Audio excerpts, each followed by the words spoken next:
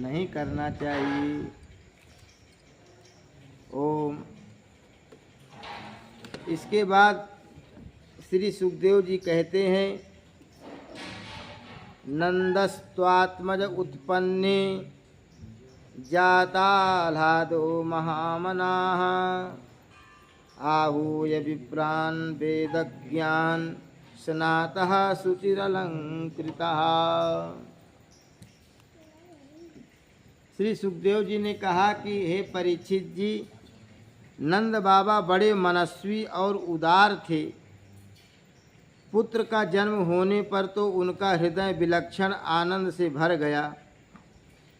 उन्होंने स्नान किया और पवित्र होकर सुंदर सुंदर वस्त्राभूषण धारण किए। फिर वेदज्ञ ब्राह्मणों को बुलवाकर स्वस्तिवाचन और अपने पुत्र का जात कर्म संस्कार करवाया। साथ ही देवता और पितरों की विधि पूर्वक पूजा भी करवाई। उन्होंने ब्राह्मणों को वस्त्र और आभूषणों से सुसज्जित 2 लाख गौएं दान की। रत्नों और सुनहले वस्त्रों से ढके हुए तिल के 7 पहाड़ दान किए। संस्कारों से ही गर्भ शुद्धि होती है, यह प्रदर्शित करने के लिए अनेक दृष्टांतों का उल्लेख करते हैं। समय से नूतन जल, अशुद्ध भूमि आदि, स्नान से शरीर आदि, और प्रक्षालन से वस्त्रादि, और संस्कारों से गर्भ आदि, और तपस्या से इंद्रियादि, और यज्ञ से ब्राह्मण आदि, और दान से धन धान्य आदि, और संतों से मन आदि द्रव्य शुद्ध हो जाते हैं। परंतु आत्मा की शुद्धि तो आत्मज्ञान से ही होती है। उस समय ब्राह्मण, सूत, मागध और बंदीजन मंगलमय आशीर्वाद देने तथा स्तुति करने लगे। गायक गाने लगे, भेरी और दुंदुभियाँ बार बार बजने लगीं। ब्रजमंडल के सभी घरों के द्वार, आंगन और भीतरी भाग झाड़ बुहार दिए गए। उनमें सुगंधित जल का छिड़काव किया गया।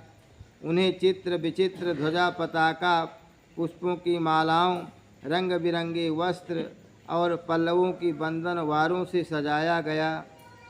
गाय, बैल और बछड़ों के अंगों में हल्दी तेल का लेप कर दिया गया और उन्हें गेरू आदि रंगीन धातुएं, मोर पंख, फूलों के हार, तरह तरह के सुंदर वस्त्र और सोने की जंजीरों से सजा दिया गया।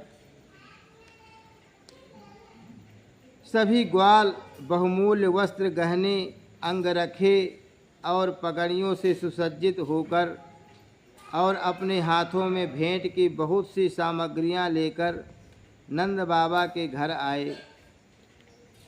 यशोदा जी के पुत्र हुआ है, यह सुनकर गोपियों को भी बड़ा आनंद हुआ। उन्होंने सुंदर सुंदर वस्त्र, आभूषण और अंजन आदि से अपना श्रृंगार किया।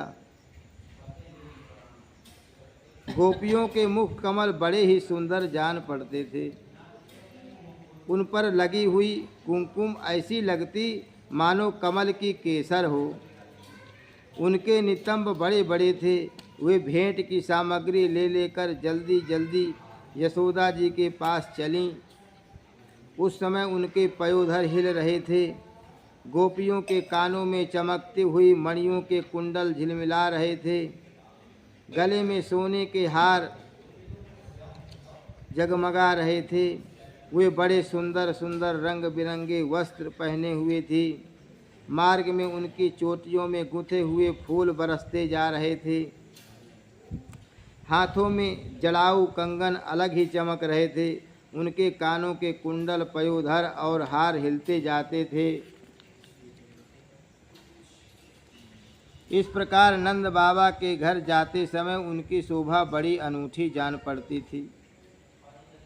नंद बाबा के घर जाकर वे नवजात शिशु को आशीर्वाद देती, यह चिरंजीवी हो, भगवान इसकी रक्षा करो, और लोगों पर हल्दी तेल से मिला हुआ पानी छिड़क देती तथा ऊंचे स्वर से मंगल गान करती थीं।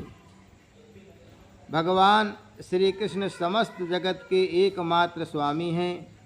उनके ऐश्वर्य, माधुर्य, वात्सल्य सभी अनंत हैं। वे जब नंद बाबा के ब्रज में प्रकट हुए उस समय उनके जन्म का महान उत्सव मनाया गया। उसमें बड़े बड़े विचित्र और मंगलमय बाजे बजाए जाने लगे।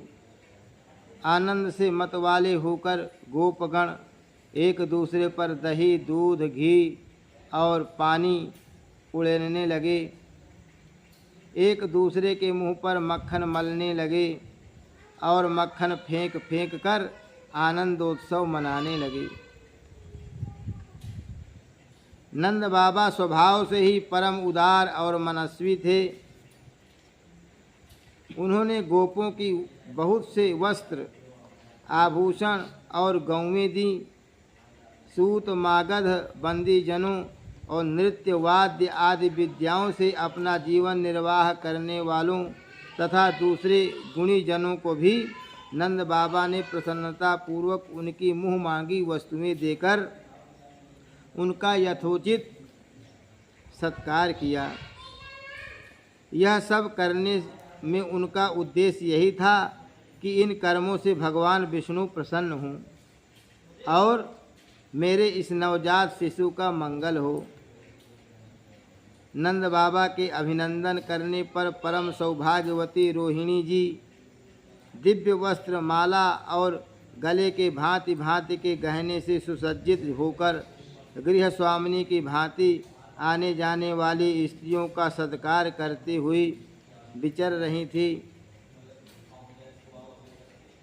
उसी दिन से नंद बाबा के ब्रज में सब प्रकार की रिद्धि सिद्धियां, अटखेलियां करने लगीं और भगवान श्री कृष्ण के निवास तथा अपने स्वाभाविक गुणों के कारण वह लक्ष्मी जी का क्रीड़ा स्थल बन गया।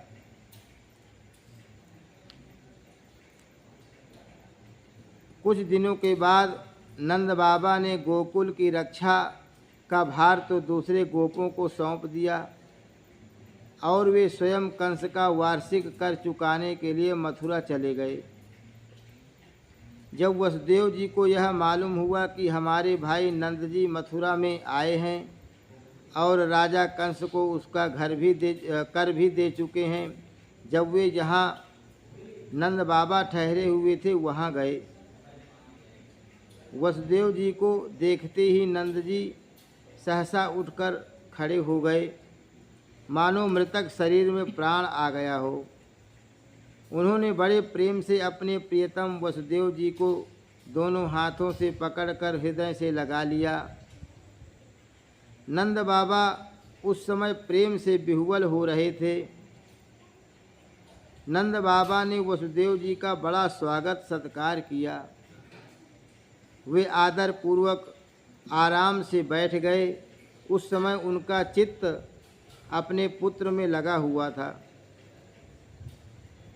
वे नंद बाबा से कुशल मंगल पूछकर कहने लगे। वसुदेव जी ने कहा, भाई तुम्हारी अवस्था ढल चली थी और अब तक तुम्हें कोई संतान नहीं हुई थी, यहाँ तक कि अब तुम्हें संतान की कोई आशा भी नहीं थी।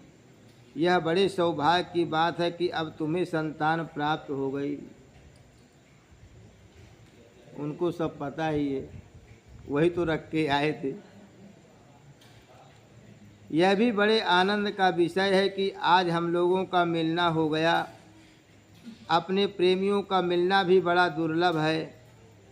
इस संसार का चक्र ही ऐसा है, इसे तो एक प्रकार का पुनर्जन्म ही समझना चाहिए। जैसे नदी के प्रबल प्रवाह में बहते हुए बेड़े और तिनके सदा एक साथ नहीं रह सकते, वैसे ही सगे संबंधी और प्रेमियों का भी एक स्थान पर रहना संभव नहीं है। यद्यपि वह सबको प्रिय लगता है, क्योंकि सबके प्रारब्ध कर्म अलग अलग होते हैं। आजकल तुम जिस महावन में अपने भाई बंधु और स्वजनों के साथ रहते हो, उसमें जल, घास और लता पत्रादि तो भरे पूरे हैं ना। वह वन पशुओं के लिए अनुकूल और सब प्रकार के रोगों से तो बचा है। हे भाई, मेरा लड़का अपनी माँ रोहिणी के साथ तुम्हारे ब्रज में रहता है। उसका लालन पालन तुम और यशोदा करते हो, इसलिए वह तो तुम्ही को अपने पिता माता मानता होगा। वह अच्छी तरह है कि नहीं? मनुष्यों के लिए वे ही धर्म, अर्थ और काम शास्त्र विहित हैं, जिनसे उसके स्वजनों को सुख मिले। जिनसे केवल अपने को ही सुख मिलता है किंतु अपने स्वजनों को दुख मिलता है, वे धर्म, अर्थ और काम हितकारी नहीं हैं। नंद बाबा ने कहा, भाई वसुदेव, कंस ने देवकी के गर्भ से उत्पन्न तुम्हारे कई पुत्र मार डाले। अंत में एक सबसे छोटी कन्या बच रही थी, वह भी स्वर्ग सिधार गई। इसमें संदेह नहीं कि प्राणियों का सुख दुख भाग्य पर ही अवलंबित है। भाग्य ही प्राणी का एकमात्र आश्रय है। जो जान लेता है कि जीवन के सुख दुख का कारण भाग्य ही है, वह उनके प्राप्त होने पर मोहित नहीं होता। वसुदेव जी ने कहा, भाई, तुमने राजा कंस को उसको सालाना कर चुका दिया। अब दोनों मिल भी चुके। अब तुम्हें यहाँ अधिक दिन नहीं ठहरना चाहिए, क्योंकि आजकल गोकुल में बड़े बड़े उत्पात हो रहे हैं। श्री सुखदेव जी कहते हैं, परीक्षित, जब वसुदेव जी ने इस प्रकार कहा तब नंद आदि गोपों ने उनसे अनुमति ले बैलों से जुते हुए छकड़ों पर सवार होकर गोकुल की यात्रा की। अब पूतना का उद्धार सुन लो। नंदः पथि वचः सौरेर्नमृषेति विचिन्तयन् हरिं जगाम शरणमुत्पातागम संकितः। श्री सुखदेव जी कहते हैं, परीक्षित, नंद बाबा जब मथुरा से चले तब रास्ते में विचार करने लगे कि वसुदेव जी का कथन झूठा नहीं हो सकता। इससे उनके मन में उत्पात होने की आशंका हो गई। तब उन्होंने मन ही मन भगवान ही शरण है, वे ही रक्षा करेंगे, ऐसा निश्चय किया। पूतना नाम की एक बड़ी क्रूर राक्षसी थी। उसका एक ही काम था, बच्चों को मारना। कंस की आज्ञा से वह नगर, ग्राम और अहीरों की बस्तियों में बच्चे को मारने के लिए घूमा करती थी। जहाँ के लोग अपने प्रतिदिन कामों में राक्षसों के भय को दूर भगाने वाले भक्तवत्सल भगवान के नाम, गुण और लीलाओं का श्रवण, कीर्तन और स्मरण नहीं करते, वहीं ऐसी राक्षसियों का बल चलता है। वह पूतना आकाश मार्ग से चल सकती थी और अपनी इच्छा के अनुसार रूप भी बना लेती थी। एक दिन नंद बाबा के गोकुल के पास आकर उसने माया से अपने को एक सुंदरी युवती बना लिया और गोकुल के भीतर घुस गई। उसने बड़ा सुंदर रूप बनाया था। उसकी चोटियों में बेले के फूल गूंथे हुए थे, सुंदर वस्त्र पहने हुए थी। जब उसके कर्णमूल हिलते थे तब उनकी चमक से मुख की ओर लटकी हुई अलकें और भी शोभायमान हो जाती थी। उसके नितंब और कुछ कलश ऊंचे ऊंचे थे और कमर पतली थी। वह अपनी मधुर मुस्कान और कटाक्षपूर्ण चितवन से ब्रजवासियों का चित्त चुरा रही थी।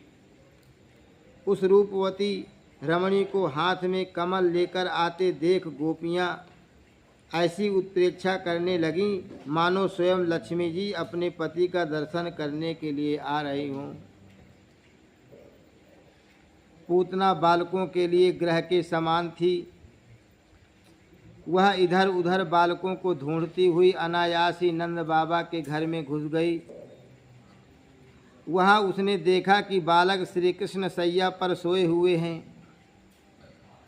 भगवान श्री कृष्ण दुष्टों के काल हैं, परंतु जैसे आग राख की ढेरी में अपने को छिपाए हुए हो, वैसे ही उस समय उन्होंने अपने प्रचंड तेज को छिपा रखा था। भगवान श्री कृष्ण चर अचर सभी प्राणियों के आत्मा हैं, इसलिए उन्होंने उसी क्षण जान लिया कि यह बच्चों को मार डालने वाला पूतना ग्रह है और अपने नेत्र बंद कर लिए। अब नेत्र के विषय में अनेक प्रकार से लोग बात करते हैं।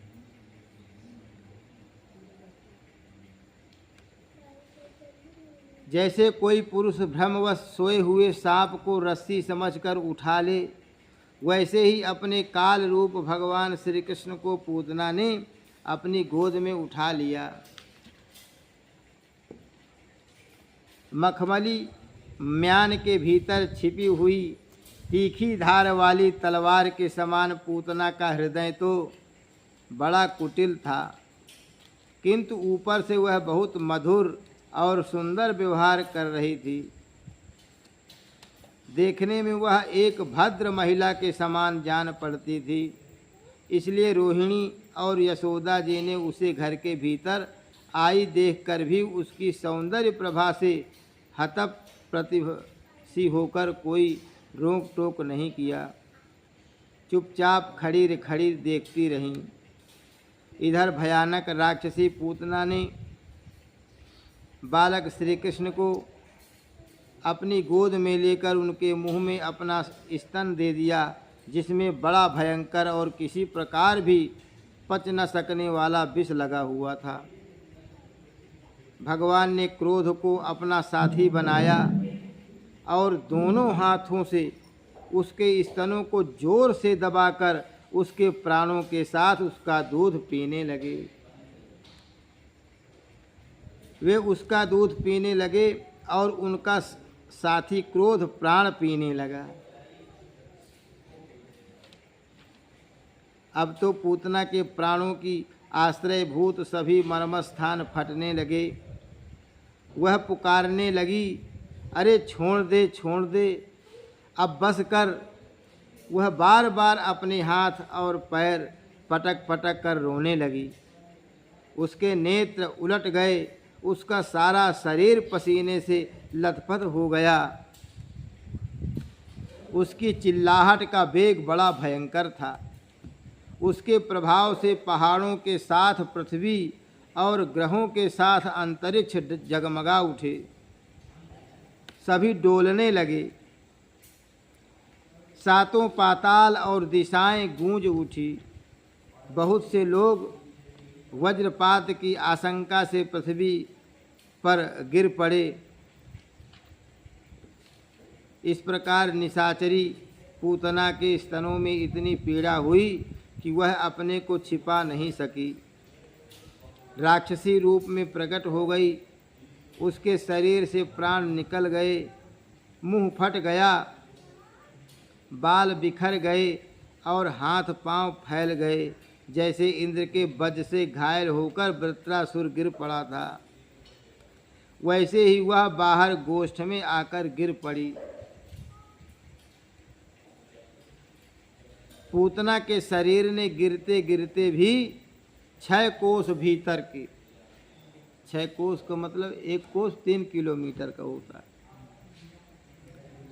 अर्थात क्षत्रिक 18 किलोमीटर के अंतर्गत में भीतर के वृक्षों को कुचल डाला। यह बड़ी ही अद्भुत घटना हुई। पूतना का शरीर बड़ा भयानक था। उसका मुंह हल्के समान तीखी और भयंकर दाढ़ों से युक्त था। उसके नथुने पहाड़ की गुफा के समान गहरे थे और स्तन पहाड़ से गिरी हुई चट्टानों की तरह बड़े बड़े थे। लाल लाल बाल चारों ओर बिखरे हुए थे।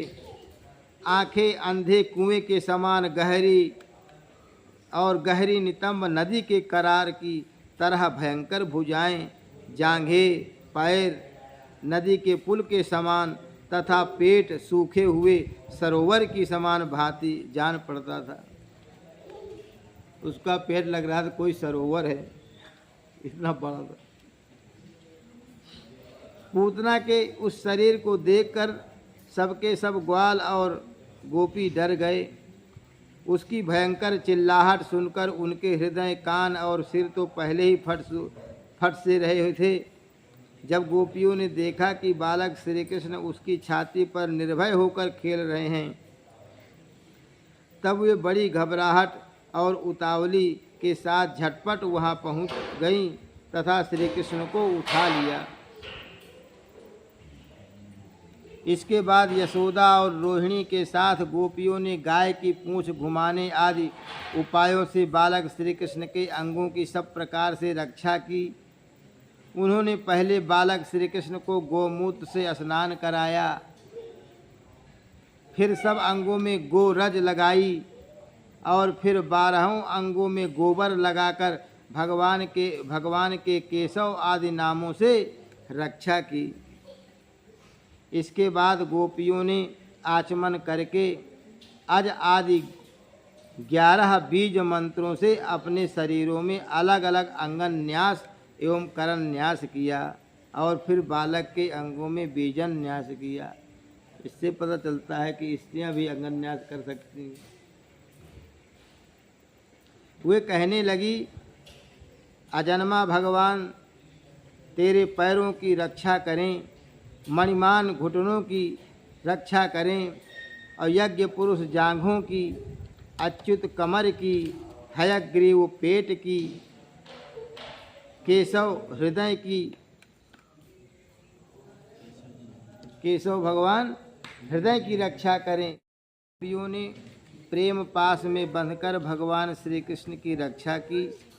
माता यशोदा ने अपने पुत्र को स्तन पिलाया और फिर पालने पर सुला दिया। इसी समय नंद बाबा और उनके साथी गोप मथुरा से गोकुल में पहुँचे। जब उन्होंने पूतना का भयंकर शरीर देखा तब वे आश्चर्यचकित हो गए। वे कहने लगे, यह तो बड़े आश्चर्य की बात है।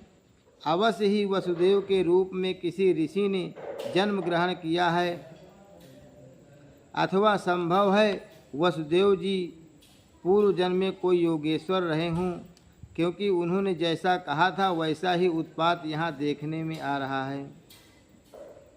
तब तक ब्रजवासियों ने कुल्हाड़ी से पूतना के शरीर को टुकड़े टुकड़े कर डाला। इतनी बड़ी थी, कैसे उठा के ले जाएं, तो उसको काटा था और गोकुल से दूर ले जाकर लकड़ियों पर रखकर जला दिया। जब उसका शरीर जलने लगा तब उसमें से ऐसा धुआं निकला जिसमें से अगर की सी सुगंध आ रही थी, क्योंकि भगवान ने उसको मारा था। कहते हैं क्यों ना हो भगवान ने जो उसका दूध पी लिया था, जिससे उसके सारे पाप तत्काल नष्ट हो गए थे। पूतना एक राक्षसी थी। लोगों के बच्चों को मार डालना और उनका खून पी जाना, यही उसका काम था। भगवान को भी उसने मार डालने की इच्छा से ही स्तन पिलाया था। फिर भी उसे वह परम गति मिली जो कहते हैं सत्पुरुषों को मिलती है। ऐसी स्थिति में जो परब्रह्म परमात्मा भगवान श्री कृष्ण को श्रद्धा और भक्ति से माता के समान अनुराग पूर्वक अपनी प्रिय से प्रिय वस्तु और उनको प्रिय लगने वाली वस्तु समर्पित करते हैं, उनके संबंध में तो कहना ही क्या है।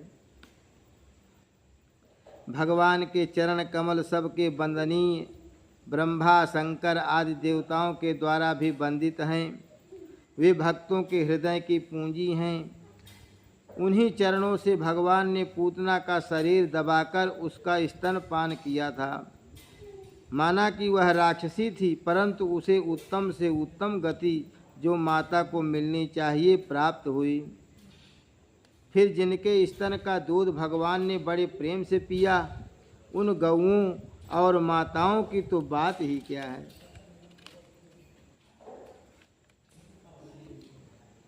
सुखदेव जी कहते हैं, परीक्षित जी, देवकी नंदन भगवान कैवल्य आदि सब प्रकार की मुक्ति और सब कुछ देने वाले हैं।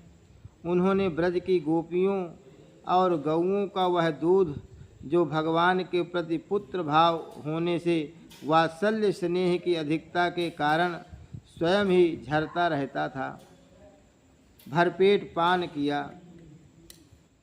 वे गौएं और गोपियां जो नित्य निरंतर भगवान श्री कृष्ण को अपने पुत्र के ही रूप में देखती थी, फिर जन्म मृत्यु रूप संसार के चक्र में कभी नहीं पड़ सकती, क्योंकि यह संसार तो अज्ञान के कारण ही है। नंद बाबा के साथ आने वाले ब्रजवासियों की नाक में जब चिता के धुएं की सुगंध पहुंची, तब यह क्या है, कहाँ से ऐसी सुगंध आ रही है, इस प्रकार कहते हुए वे ब्रज में पहुँचे। वहाँ गोपों ने उन्हें पूतना के आने से लेकर मरने तक का सारा वृत्तांत कह सुनाया। वे लोग पूतना की मृत्यु और श्री कृष्ण के कुशल पूर्वक बच जाने की बात सुनकर बड़े ही आश्चर्यचकित रह गए। सुखदेव जी कहते हैं, परीक्षित, उदार शिरोमणि नंद बाबा ने मृत्यु के मुख से बचे हुए अपने लाला को गोद में उठा लिया और बार बार उसका सिर सूंघ कर मन ही मन बहुत आनंदित हुए। यह पूतना मोक्ष भगवान श्री कृष्ण की अद्भुत बाल लीला है। जो मनुष्य श्रद्धा पूर्वक इसका श्रवण करता है, उसे भगवान श्री कृष्ण के प्रति प्रेम प्राप्त होता है। बोलो वृंदावन बिहारी लाल की जय, श्री कृष्ण चंद्र भगवान की जय, श्रीमद् भागवत महापुराण की जय। गोविंद जय जय गो